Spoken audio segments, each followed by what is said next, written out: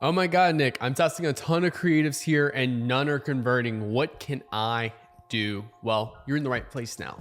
Today we'll be going over kind of common things I see of why Facebook ads are not converting, kind of a variety of different things that I do when Facebook ads are not converting, and basically what we can do to improve. Let's just first dive into it. Probably the most common thing that I see, like right when we hop inside of a Facebook ad account and the creatives are not converting, they're testing a lot of creatives and stuff like that and just not seeing the results they want. The most common thing we'll see is just film new content. This helps out a ton right here because it gives a breath of fresh life to new accounts or to accounts. And when I say film new content, like the main thing we're going to do here is just we're going to change the actor and we're going to change the location, right? So we'll have our existing actor that's filming all of our content. This may be the client itself if they're the spokesperson for their brand. We'll have that person just go film new locations, right? That's number one. Number two, we'll also test some new actors. Now, like for the actors, we want to test different genders. So maybe we're doing dominantly female right now. We want to go test some male. The next thing we want to test is different age groups. So instead of maybe we're only using 21-year-old girls, right? Then we want to go test some various different age groups, right? So maybe go test a 30-year-old girl, a 50 or 60-year-old girl to where it's a big enough difference that's noticeable, right? And the next one is ethnicities, right? So maybe we're only using a basic white girl right now. What are different ethnic groups that we can go after that are very different? I've seen some very interesting things testing this. And the clear thing between these right here is that it's different enough to where people notice it. So if I'm testing dominantly a 21-year-old white girl right now, I don't want to go test a 22-year-old white girl after that. That's not a big enough difference. No one really can tell, but I can test a 21-year-old versus a 30-year-old where it's clearly they're different in age groups and stuff like that. Same thing here comes in location, right? Maybe I'm filming bedroom. Then I also want to go film in outside, by the pool, for example. Maybe I want to go test a higher end area. So I just want to film in different locations. And I also like to also add in, let's see, another one, which is where do people use the product the most? That's where I like to really ask myself a lot too. So that's gonna be the big one. So I may try a higher end area. So for example, if I'm filming right now in my bedroom, then cool, can we go find some higher end bedrooms, really high end stuff? That's number one. Number two, where do people use the product the most? So maybe we're selling a pair of pants, for example, and people are using these pants in a sense, in a place of they're using them when they go to Starbucks, they're using them when they're going to work and stuff. So can we go film at a couple different coffee shops in the morning? Can we go film at a couple different workplaces just to showcase where people are gonna be using these pants? So new locations, new actors, these help out a lot. And when we test these different actors, we'll usually film in the same place we kind of know works. So if we know it's a girl in the mirror getting ready in the morning to put these pants on, we'll test these various different actors here doing that same thing there. Now, let's say we test this, none of this works. Okay, cool, let's go back to the top. The next thing I like to look at here is, okay, we tested new content. Can we test a new desire? Right? So a desire here is basically what people want. So I don't really have a specific set of desires to go after. Usually it all comes down from research and reviews here. Let's also say comments as well. Okay. So we've had some really cool stuff from desires. We've had one particular account where we changed the desire, right? We were selling these metal signs that people would give as a gifting product. And, originally we were pushing these as, hey, buy this gift for, or, it's the perfect gift to put on your wall, for example. And in that case right there, it's okay, hey, perfect gift to put on your wall. Not even a gift. It was just hey, put this on your wall. It looks cool, basically. And that kept us at $1,000 a day in revenue. And then we start testing, hey, buy this as like the perfect gift for your sweetheart, for example, or your loved one in that case. Because we would see people in the reviews saying like, hey, I bought this as a gift for my girlfriend. I bought this as a gift for my daughter, like various things like that. So I was like, okay, so let's go film. Again, keep in mind right there where I said film, because a lot of people where they fuck up at is they just go test a new desire and use the same content they've been using. That's the horrible way to do it. So we went film fresh new content of men who want to buy this as a gift for their girlfriends. And the content showed a guy handing it to a girl and her reacting and crying about how much she loved it. Like that was one of the pieces of content right there. And that crushed for us. Why? Because we didn't just go take the same picture of it on the wall that we're using for cool thing to put on your wall, basically, to, hey, buy this for your girlfriend. It's like we actually went the extra mile and filmed the right content right there. So that's number one. Comments. One particular brand we were working with, I know I've talked about them on this YouTube channel before, where like we literally went ahead and we're advertising this paint by numbers brand. We were going after like stress and anxiety, for example, or at least that's what the brand was going at when we came on board. And we shifted that to perfect girls' night activity. So instead of this is a stress and anxiety thing, we position as more of a, hey, like, you know, you should go and do this as a girls' night. Right. And pivoting that literally, it helped the brand go from 100K a month to, I think we peaked at $2 million a month in revenue. Right. All we did was saw a comment, two girls tagging each other saying, let's do this for girls' night. That's it. So comments on our top performing ad, reviews on our website.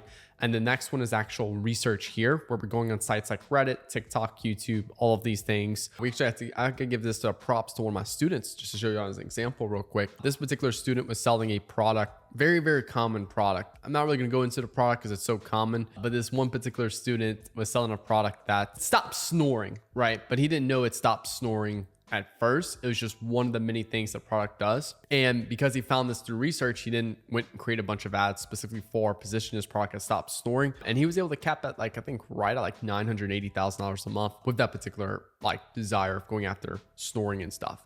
So sometimes we'll find it from research, comments, reviews. The ideal scenario here is that if we're going to change a desire, we're constantly looking at all three of these and we're constantly looking for new things from these. It's not like we just prioritize one and don't look at the others.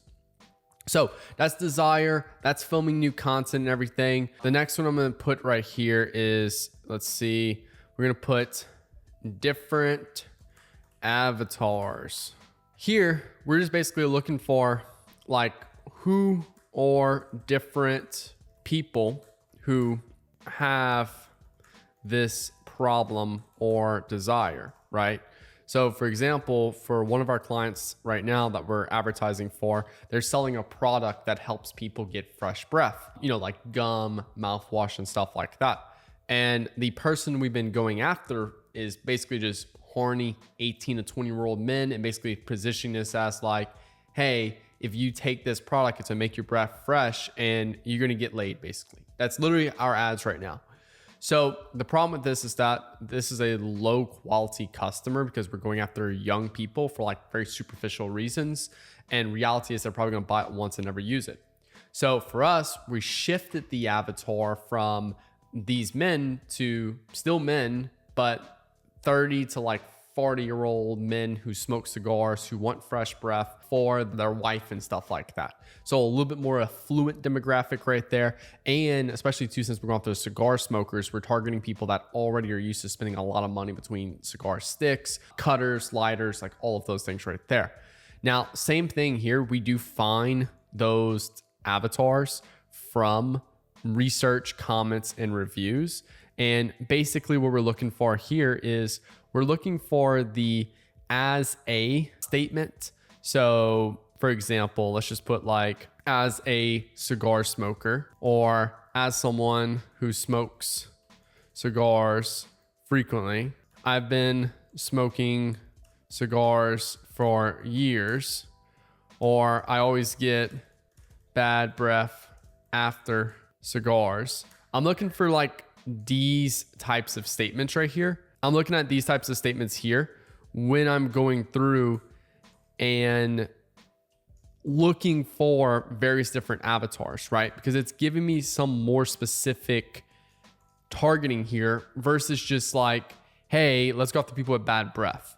All right, well, cool. Well, if we look at all the research, we look at comments and stuff, who are these different people? Not just, hey, they have bad breath, but who are these specific people there? And then this is the statements we'll see in their comments or review, or even in their research. If you go on Reddit, for example, and type in like bad breath, for example, who are those different people that are struggling with bad breath? Here we have different avatars, different desire, film new content and everything like that. Next one we're going to look at here is, this one is going to be market awareness. To be fair, I look at market awareness mostly as like, how do we get more scale out of Facebook ads? You know, like if we want to spend more, we'll go up a stage of market awareness. But what I like to ask myself while looking at this is, how close are they to my product, right? And size of market, okay? So we're selling this product. It's ambulance insurance. You call an ambulance and your health insurance declines the bill, right? Where like basically the ambulance company invoices you, hey, you were sick, you called an ambulance, it's going to be like $5,000, for example. There's about a 50% chance your health insurance will decline of paying that bill and make you pay it out of pocket. So for example, we were selling to this market of people, and we were just being like, are you scared of calling an ambulance because you don't want to like pay this large bill? And like, there was a small portion of people that understood that, like that was a real problem, but they didn't have a large TAM, right? A large enough market of people that were aware of that problem. So us just being very direct around the problem of large ambulance bills and the fear of that, it just didn't really scale well. So what took us from like 10K a day of ad spend to 15 to 20K a day of ad spend at a much better cost per acquisition was actually going to a unaware market. Now, in this particular case here, I'm not saying, I just don't want you to take the idea that you have to go to an unaware market, because there is a lot of products like clothing, for example, that just unaware market won't work nearly as good. But we went to an unaware market in our specific case because most people were unaware to these large ambulance bills. So we shifted the market awareness higher up, and we got a larger market of people because we had to go and start educating people about large ambulance bills and then pitch them our product, which helps out with large ambulance bills. So sometimes we're advertising to something so niched in terms of the problem or the desire that there's not a large enough market out there of people, and our ads aren't converting because we're just simply not appealing to a large enough market of people. So if we want to actually appeal to a larger demographic of people, that's why we went up the market awareness ladder a little higher up to where we can appeal to more people. That's it. And our ad went from, are you afraid of large ambulance bills? We just simply shifted it more towards, if you are on X, I can't say it, but it's like a type of health insurance. If you're on this health insurance, here's a little known secret that could cost you thousands of dollars. So now we're calling out everyone who's on that health insurance now. And then we're inflicting pain of that. This particular secret that I'm about to tell you can cost you thousands of dollars if you do not pay attention. And then I go into and build and showcase how this could be a huge problem for them right there. So that was really big for the market awareness side. Next thing for why your Facebook ads are not converting, landing page itself, or your ads congruent. Okay, what does that mean, right? So I just did a video on landing page testing not too long ago, where literally like one landing page had like a $70 cost per acquisition and the others had like $100, $200 cost per acquisition. Long story short, what a lot of people think is that people like look at your ad creative itself and then just immediately think like, okay, hey, I'm ready to buy. Like, send me to the product page and boom, here's a 10-second video selling a $5,000 product. Send me to the product page. Let me buy now. I'm ready. And that's just false. People aren't just instantaneously sold on an idea because they see it in the Facebook ads. I like looking at a lot of marketing, like specifically around like political advertising and stuff, right? Like, you know, I'm in the USA. We have two dominant like political parties. You have Democratic, and then you have like Republican. These are the main two. But the one that, you know, you specifically vote for is not just you pop out and immediately say, I'm sold on Democratic after watching one ad, or immediately sold on Republican because I watched one ad around Republican. It's sold through hundreds of small little visuals and showcases of each party's like beliefs and what they stand for. And then you finally like, I stand with this one because I'm sold on these things right here about this particular party. Same thing with like an ad, right? Like an ad initially introduces this new belief or this new idea to people, aka like the problem that you're introducing as a new problem for them, or like the new product and stuff. And then to be able to build more belief around that product can help them achieve what they want, that's where we send them to either like a listicle, which is like 5 reasons why moms are gifting this product to dads this holiday season, or 5 reasons why Nick's Inner Circle is the best mentorship on YouTube, just making ideas here. Or we go to like an advertorial, for example, which is like this little known secret about Medicare that could cost you thousands of dollars. And then going down into this page where we can spend more time, right? Because like if we look at it from an ad perspective, all you have to do is swipe up and then boom, new dopamine, right? Whereas if we go to a landing page, we have them walled off. They can't go anywhere else. They're walled off. And you have completion bias right here, which is like the idea of people when they start something, they have a high likelihood of finishing it because they want to complete it. So they see this long landing page, they read through it, and then it builds further belief around the idea that we just communicated to them. So we may have like a 20-second video that takes people from unaware to aware. And then we have a 2,500 word advertorial that also takes them from unaware to aware. Yes, it kind of repeated the same information, but it actually had to spend a lot longer just breaking through the different facets of it and why it's such a great thing, etc. So I like telling people, it's like, how do you scale Facebook ads? You increase the budget by 20% a day. But if I also sent you a Facebook ad video where I talk about it for an hour long, you would be sold even more, because it's not just, oh, hey, increase the budget by 20% a day. It's here's all the reasons why all these other solutions suck. Here's why I love this solution. Here's a whole bunch of case studies. Here's how long I've been doing it. And like all of these other things to where like, all right, I'm fully bought in now to 20% a day. That's the difference there with landing page. It just offers more information and more repetition, and repetition creates more belief. If you want to effectively brainwash people, it's repeating of the same thing over and over, but finding new ways to repeat it to where it still feels fresh and new. So a landing page allows you to do that, to be able to communicate that thing. Next one, and pretty much the final one right here of why your Facebook ads are not converting here, we're going to be looking at is basically just your offer. I like to tell people for offer isn't urgent for people to buy now. So this also can kind of go to like some of the desires we go after and stuff like that. If we go after a desire that's not urgent right now, it kind of like makes this offer seem not that great. Like if I like right now, the time I'm filming this video is October 2025. Any video I post with Andromeda right now, it crushes. If I would go spin up a whole course right now on Andromeda, and here's like the 5 creatives and or like here's the #1 strategy that, you know, basically is used with Andromeda and stuff like that, and like crushes Facebook ad accounts and stuff because of, you know, Andromeda and everything, like people would want to buy it because it's like there's a huge problem right now for people to solve this Andromeda problem. This is also where I'm going to be looking at like bonuses, upsells, gifts that go with that offer to like increase AOV and stuff like that, to where we have more money to spend on what I would say, you know, like ad spend and stuff like that.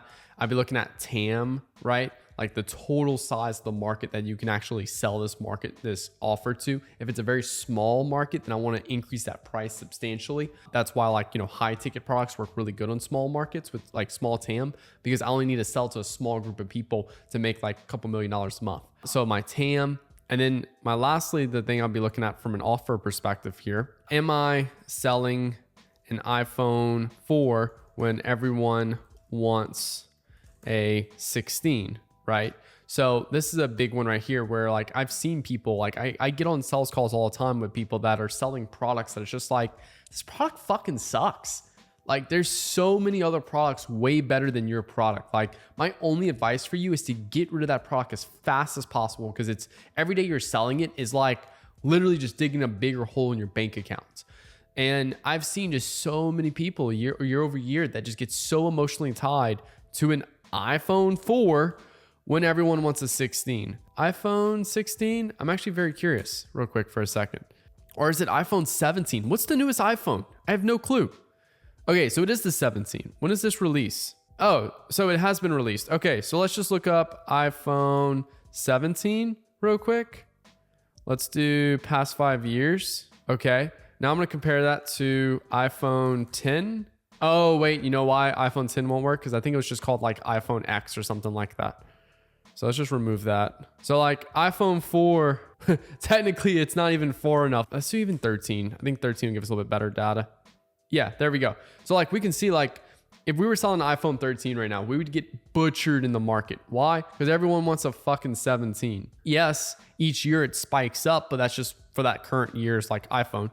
And then it just drops down in terms of like demand and stuff like that, because there's substantially better products on the marketplace. So if I were to go try to sell an iPhone 13 right now, where everyone else is selling a 17, I would get fucking butchered in terms of just like performance and stuff like that.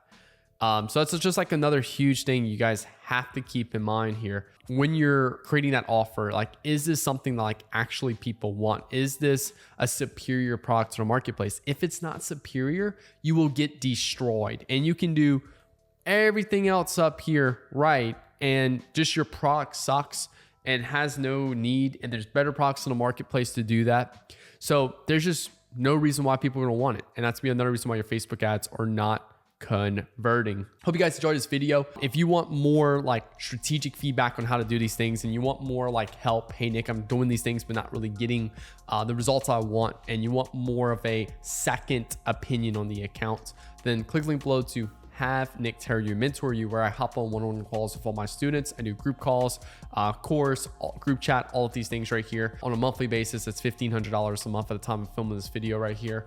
And it's super, super valuable for people that just want that extra insight onto their account from someone who's done literally over $100 million in revenue for his clients as ad agency. And then also have Nick Theriot run your ads. If you're like, hey Nick, this is great, I don't want to do any of this. My agency starts off at $10,000 a month in terms of my service tag. Click link below to have Nick Theriot run your ads. We'll hop on a call. We'll go over your account and see if you're a good fit for me to run your account. With that being said, hope you guys enjoyed this video. Hit that like button, hit that subscribe button for new videos Monday, Wednesday, and Friday. Hope you guys have a good rest of y'all day. Peace out.